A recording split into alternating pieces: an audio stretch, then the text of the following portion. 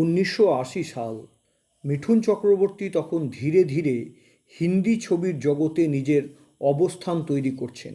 সেই সময়ই মুক্তি পায় পরিচালক স্বরূপ কুমার পরিচালিত 19-20 ছবিটি। এই সিনেমাতে মিঠুন চক্রবর্তীর সঙ্গে ছিলেন রাকেশ রোশন, রঞ্জিতা কর, যোগিতা বালি, কাদের খান, রীতা ভাদুরী, জীবন, রঞ্জিত এবং আরও অনেক জনপ্রিয় শিল্পী। ছবিটির সঙ্গীত পরিচালনা করেছিলেন রাকেশ রোশনেরই আপন ভাই রাজেশ রোশন। 19-20 ছিল একটি high voltage action drama crime thriller movie. সর্বভারতীয়ভাবে সিনেমাটির মুক্তির তারিখ ছিল 4 জুলাই 1980। তবে সেই সময়ে ভারতের বিভিন্ন অঞ্চলে একসঙ্গে সিনেমা রিলিজ করতো না।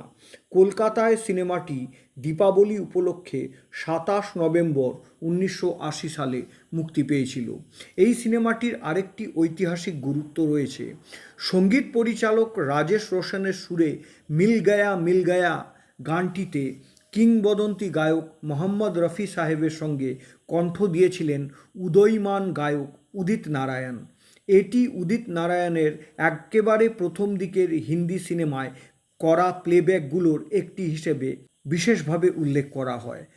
আজ 19-20 হয়তো মিঠুন চক্রবর্তীর সবচেয়ে আলোচিত ছবিগুলির মধ্যে নেই, কিন্তু তার সংগ্রামী সময়ের অভিনয় জীবনের একটি গুরুত্বপূর্ণ ধাপ হিসেবে সিনেমাটির ঐতিহাসিক মূল্য অপরিসীম।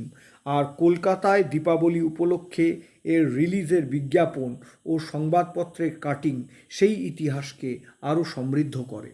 19-20 ছবিটি মুক্তি পাওয়ার কয়েক বছর পরে রাকেশ রোশন মিঠুন চক্রবর্তীকে নিয়ে আরও দুটি ছবি নির্মাণ করেছিলেন, জাগ উঠা ইনসান এবং এক और সিকান্দার।